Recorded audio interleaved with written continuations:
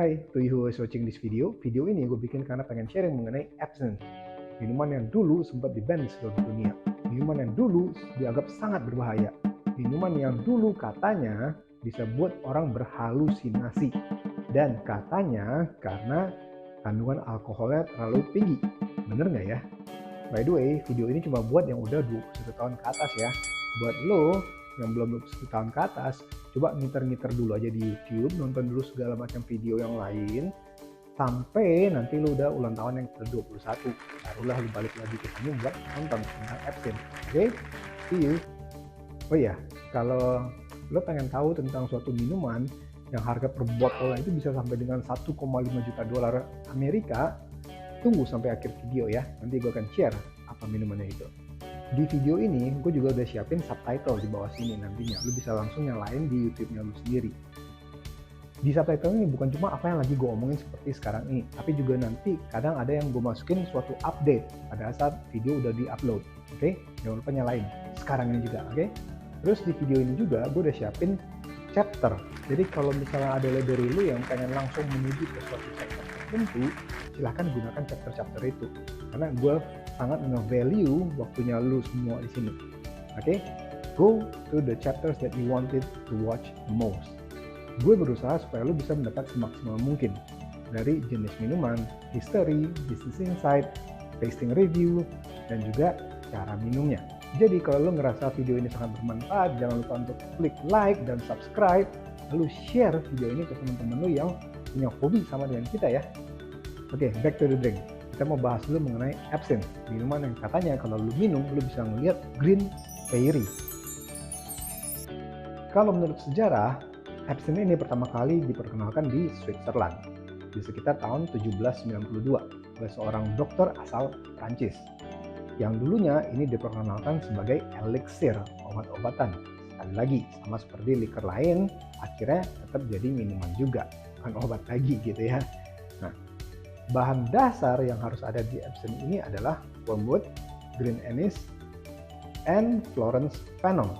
Tiga ini disebut juga sebagai the Holy Trinity karena segitu cintanya para fans dengan absinthe.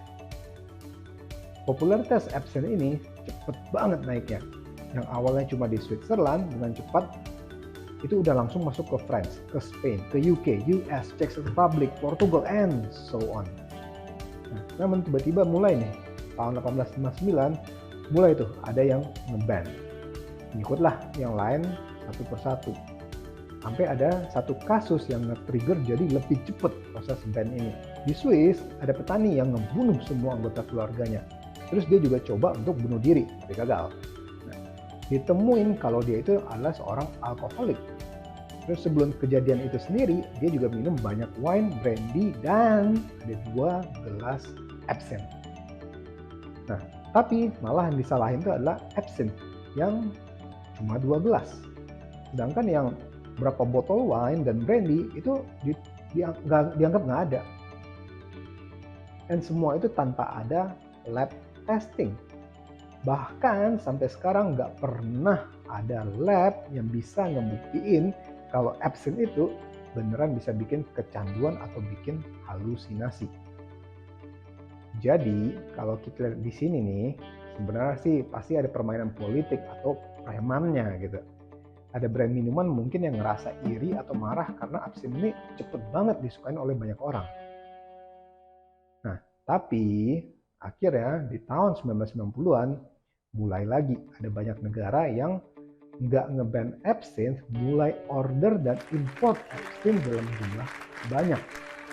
Nah, ini hal yang mulai nge-trigger popularitas absinthe jadi mulai naik lagi nih dikit-dikit. Terus di sekitar tahun 2000-an, satu persatu negara yang tadi nge-ban mulai nyabut larangannya itu. Dan ini Bohemian Absinthe dari Laffy yang mau gue share hari ini dengan kandungan 70% alkohol. Dan ini adalah brand absinthe pertama yang diproduksi massal di Prancis sejak pertama kali adanya peraturan nge-ban absinthe.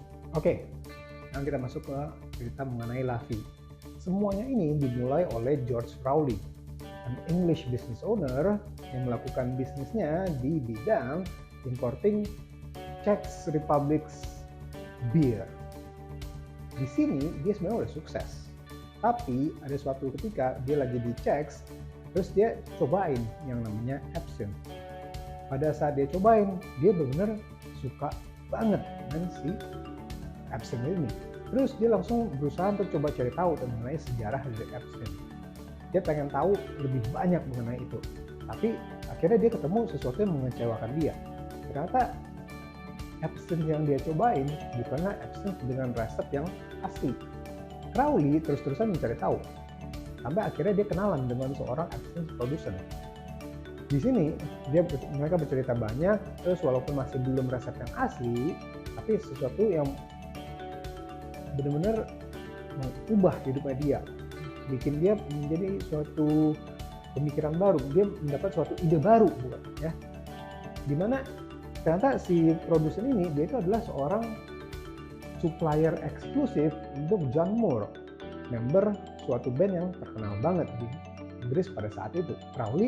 Crowley karena sense of business-nya sangat kencang, dia langsung berpikir dari prahaja, dari cek saya bisa menjadi eksklusif di sana. Apalagi kalau dia memang orang sana misalnya. Jadi dia berusaha mencari tahu lagi, lebih dalam lagi mengenai absinthe. Benar-benar nggak mau berhenti, sampai akhirnya dia membawa absinthe ini ke Inggris, terus dia berusaha untuk bikin penelitian di sana. Dia datengin beberapa laboratorium di Inggris. Bahkan dia sampai ke suatu university yang memang terkenal untuk bisa melakukan science eksperimen. Tapi nggak ada satupun dari mereka yang berhasil untuk bisa merecreate atau menemukan resep yang asli dari sebuah absinthe.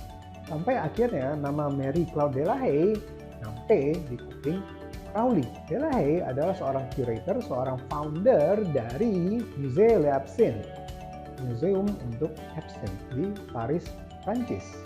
Dan dia bisa tahu bahwa Delahaye memegang resep asli dari absinthe. Jadi Crowley langsung terbang ke Prancis, langsung berusaha untuk menghubungi Delahaye. Beberapa pertemuan pertama ditolak mati-matian oleh Delahaye. Crowley nggak berhenti di sana, dia mencoba lagi. Delahaye tetap merasa bahwa ini ada sesuatu yang nggak benar, some ulterior motive. Dia ngerasa jangan-jangan Crowley cuma pengen mencuri resep asli dari absinthe, sedangkan dia adalah museum, jadi dia harus menjaga ini, gitu. Tapi semua itu berubah pada saat pada udah ketemu untuk kesekian kalinya. Crowley mengatakan bahwa dia pengen mengajak Delahaye untuk recreate, kita hidupin lagi si absinthe ini dengan resep yang asli. Terus kita bikin seluruh dunia jadi kenal absinthe yang asli. Delahaye yang merupakan seorang, boleh bilang mungkin dia seperti seorang idealis, seorang artis yang merasa bahwa suatu hal yang selama itu dia jaga dengan baik untuk melestarikannya, tapi tiba-tiba mendapat suatu kesempatan untuk bisa menghidupkan lagi, dia langsung jadi pengen ikut-ikutan. Dia langsung merasa, ya ini dia nih waktunya. Dia memang ada di dunia ini untuk itu.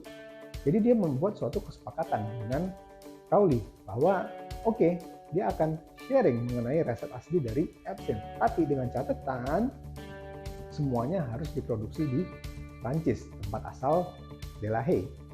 Crowley mendengar itu langsung benar-benar happy banget, langsung iyain.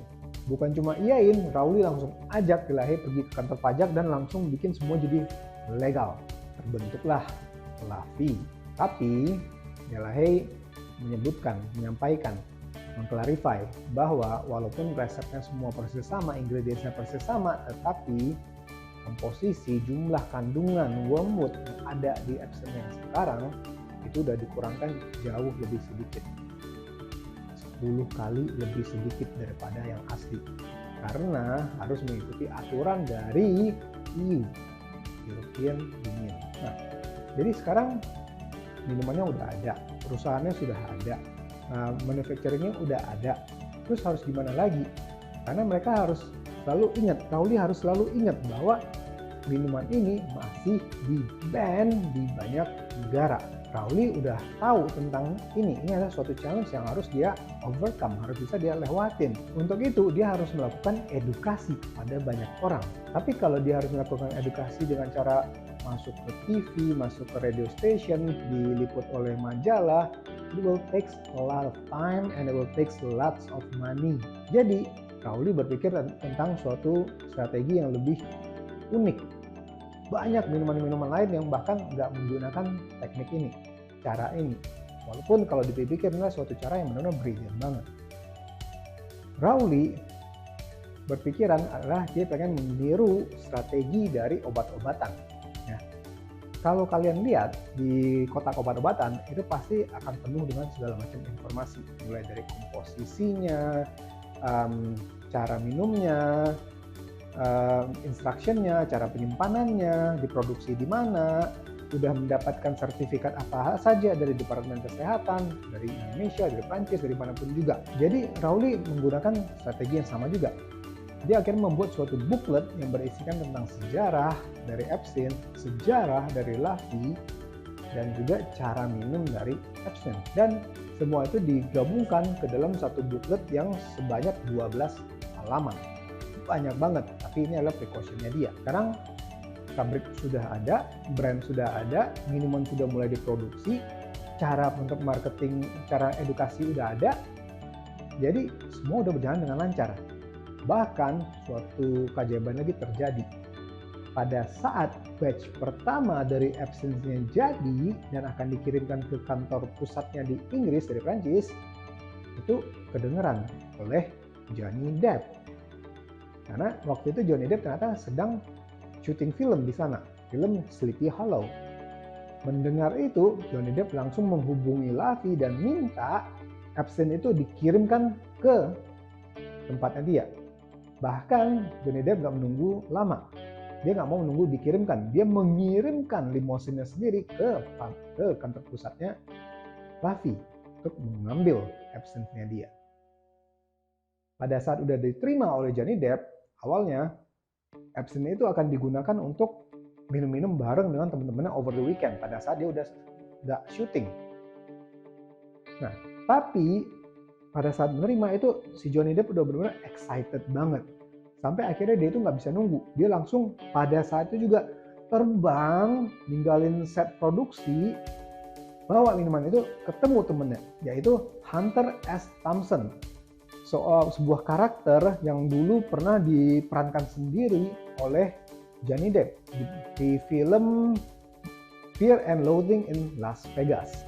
Mereka berdua menjadi orang pertama yang benar-benar bisa ngerasain, menikmati the first mass production legalized absinthe in the whole world. Otomatis George Crowley menjadi seorang superstar, seorang superhero, seorang pahlawan yang berhasil membawa absinthe untuk hidup lagi. Gak ada pecinta absinthe yang gak kenal dengan nama George Crowley. Terus bukan cuma Johnny Depp yang menjadi fans dari Laffy, ada banyak bintang yang lain. Sebut saja misalkan ada Leonardo DiCaprio, ada Dita Von Teese, ada Marilyn Manson, ada Eminem, ada Damien Hirst, ada Oscar Wilde. Terus banyak banget yang benar-benar menjadi pencinta dari Laffy. Jadi business owner, apa yang kita pelajari hari ini? Yang kita pelajari paling penting itu adalah passion fueled business is the best. Melakukan suatu bisnis, menjalankan suatu bisnis yang sesuai dengan passionnya kita, itu pasti akan menghasilkan suatu hasil yang wow banget. Karena di saat orang lain bekerja untuk mencari uang, kita having fun untuk mendapatkan uang. Ingat, dulu itu si Crowley ini cuma seorang importir merek bir dari Czech Republic. Tapi karena begitu cintanya dia dengan absinthe, akhirnya dia menjadi produsen brand absinthe. Dan ternyata booming di seluruh dunia. Tapi kita harus selalu ingat, karena si Crowley ini, dia itu masuk ke dalam suatu area yang sangat-sangat berbahaya untuk kita melakukan suatu bisnis. suatu produk yang masih di-ban di banyak negara di seluruh dunia pada saat itu. Sebut saja kalau misalnya kita ambil contoh sekarang ini seperti ganja.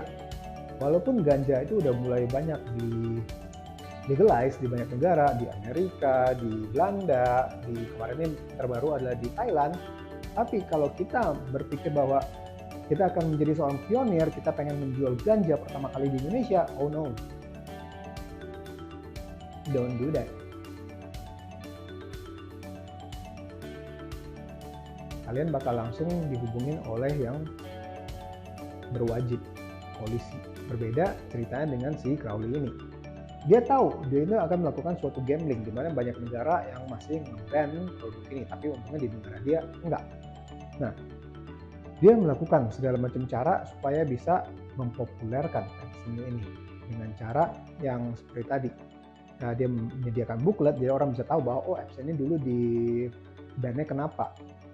Terus ternyata udah mulai dibuka lagi, satu persatu negara udah mulai bisa menerima Epson, termasuk di negara di mana mereka berada. Terus disebutkan juga cara minumnya, sejarah Laffy yang menggunakan resep yang asli. Nah, pada saat orang melihatin cara minumnya, orang pasti langsung tertarik karena cara minumnya sangat-sangat berbeda. Dan sebagai complementary, Crowley juga menyediakan sendok Epson di setiap pembelian dari Laffy Epson. Jadi mendapatkan booklet, mendapatkan minumannya dan si sendoknya, which is completing the whole things. All we need to do is just preparing the glass, get the sugar cubes, that's it. You can enjoy a true Absinthe. Suatu gambling yang odds-nya sangat besar. Jadi Crowley udah tahu bahwa ini adalah tantangan terbesar dia untuk bisa sukses di menjual Absinthe. Jangankan sukses, untuk bisa menjual satu botol pertama saja itu akan menjadi suatu challenge banget buat dia. Karena ini akan menjadi suatu penolakan pertama, bukan pertama malah yang terbesar untuk dia, untuk Laffy, untuk Absinthe. Tapi Crowley ini juga sangat pintar.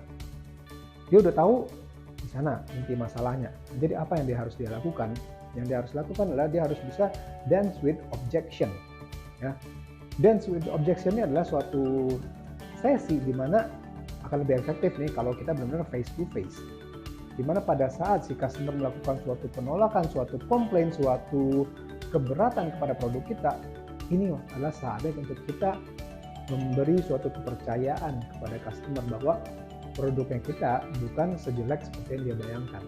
Nggak memiliki kelemahan yang si customer tuduh. Tapi kalau caranya kita salah, customer ini bisa langsung ya immediately terminate the discussion, shut off the conversation, usir kita pulang. Bahkan dia bisa tersinggung dan merasa bahwa kita ini penipu, produk kita ini benar-benar jelek banget, lebih daripada yang dia takutin. Jadi walaupun kita tahu dance with objection-nya akan lebih bagus kalau kita bisa berinteraksi langsung, Crowley langsung bisa tahu bahwa nggak mungkin untuk dia bisa ketemu dengan setiap pembelinya dia, dengan calon pembelinya dia.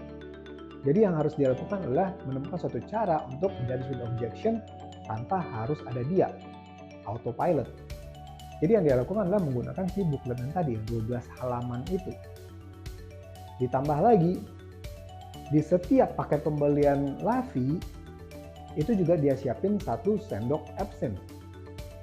Jadi pada saat si customer membeli, mereka ngebaca bookletnya, mereka dapat si sendoknya ini, mereka pasti langsung yang excited banget, langsung pengen coba. Mereka langsung pengen kenalin ke teman-teman yang perlihatkan teman-temannya yang belum pernah dengar mengenai Laffy, belum pernah mendengar tentang Absinthe sebelumnya.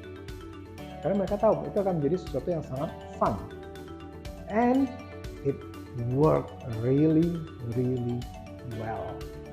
George Crowley jadi the founding father untuk the modern Absinthe.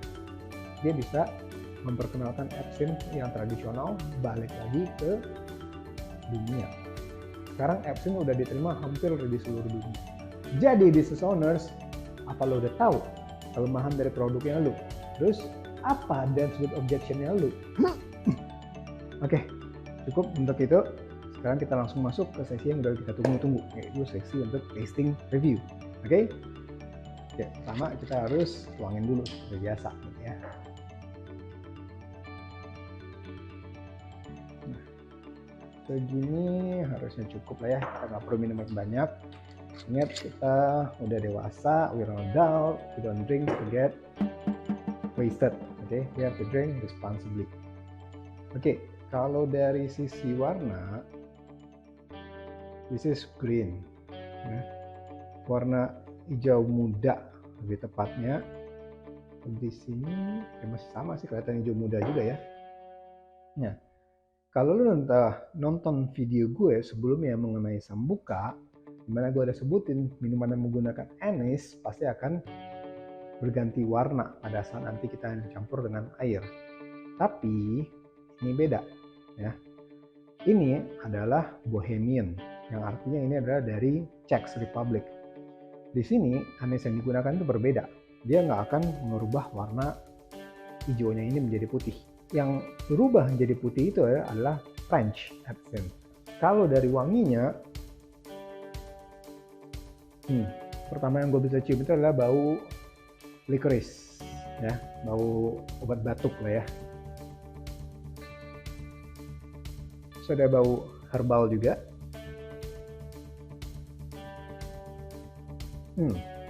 Tunggu.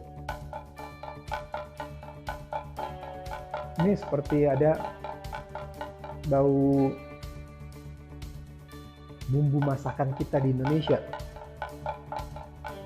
Bau apa ya?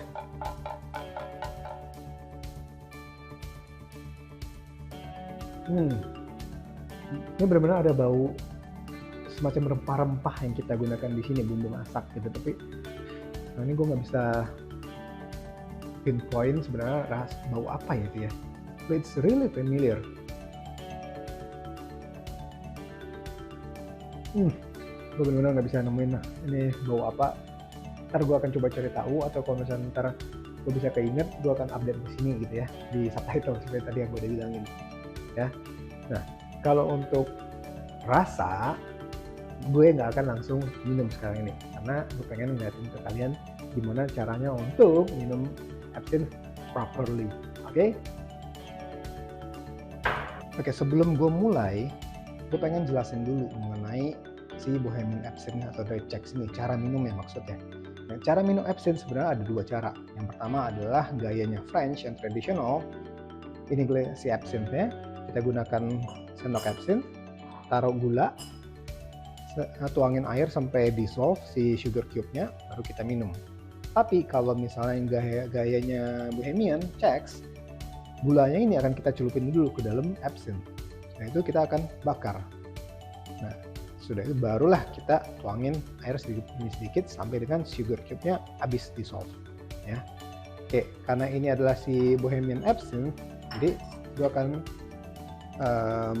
celupin dulu seperti yang tadi gue bilangin ya. Ini si sugar cube-nya yang kita celupin di sini. Sendok absinthe kita taruh di sini. Taruh di sana si sugar cube-nya. Sudah itu kita akan bakar. Dan kali ini gue prepare. Oke, bisa dilihat apinya. Semoga kelihatan ya. Nah, sudah itu barulah kita mulai tuangin nih sedikit demi sedikit.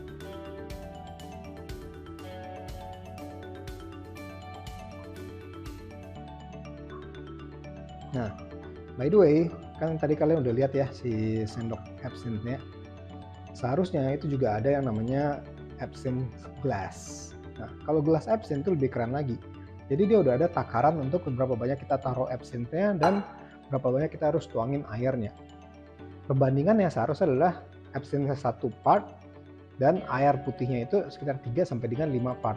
Nah, dulu gue punya gelas absinthe tapi udah hilang, udah pecah sih sebenarnya, bukan hilang. Jadi sebelum video ini juga gue udah sempet coba cari tapi nggak ketemu di sini. So I'm really sorry guys. So we have to do with this. So this is the Bohemian absinthe. Oke. Sekarang untuk rasanya, let's begin.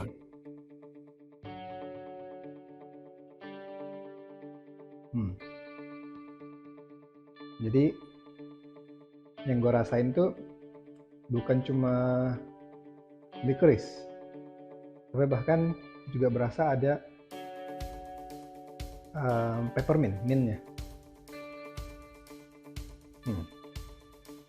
Jadi ya, karena ada penggabungan antara licorice dan mint, itu jadinya benar-benar apa ya namanya, powerful banget, strong banget, berasa itu benar-benar refreshing gitu.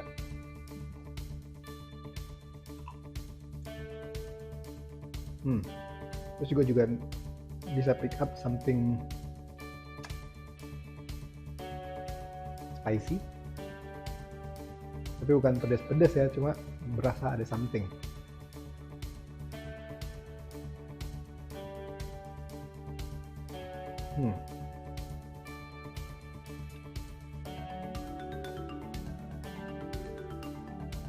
This is really good. Absinthe ini juga termasuk salah satu minuman yang gue paling suka, benar-benar suka banget ya. Good. And basically sebenarnya kalau misal udah nonton video-video gue sebelumnya, kebanyakan jenis minuman yang gue suka adalah memang minuman yang punya rasa seperti obat batuk ini sih. This is really good.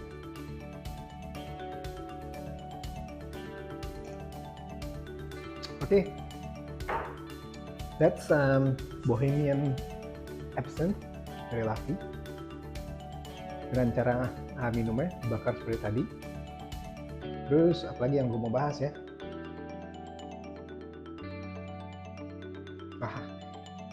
ini ada suatu note yang gue tulis ini, gue siapin. Lu mungkin akan ada yang bertanya, gila ini 70%, tinggi banget ya, bahkan lebih tinggi daripada alkohol untuk luka. Ya benar, lebih tinggi dari alkohol buat luka. Tapi sayangnya ini bukanlah absinthe dengan alkohol yang paling tinggi. Gue ada 4 jenis absinthe di sini. Nah ini baru salah satunya. Yang paling tinggi di gue adalah 89.9%. Ya, itu gue masih belum buka, masih just keep it in my drinking cabinets. Mungkin ada dari lo yang pengen minum bareng, kita tasting review di sini bareng untuk 89.9% itu.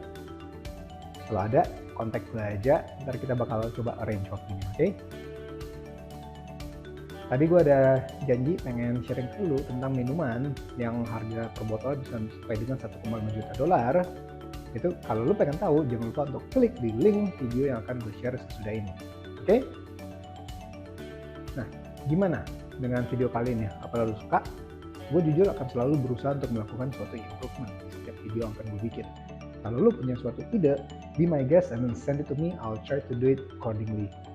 Nah, by the way, kalau lo suka dengan video kali ini, lo coba untuk undang si like button datang untuk makan-makan bareng dengan lo. Ya, di restoran All You Can Eat. Di sana, lo datang 15 menit sebelumnya. Lo makan dulu, terus sudah itu lo ambil makanan sebanyak mungkin penuhi satu meja. Pada saat si like button datang, lo bilang ke dia bahwa lo udah mulai makan duluan. Jadi lo udah agak kenyang. Sedangkan yang ada di meja ini harus habis. Karena kalau enggak, kalian berdua akan didenda. Oke? Kerjain dia. Oke, that's it from me for today. It's done.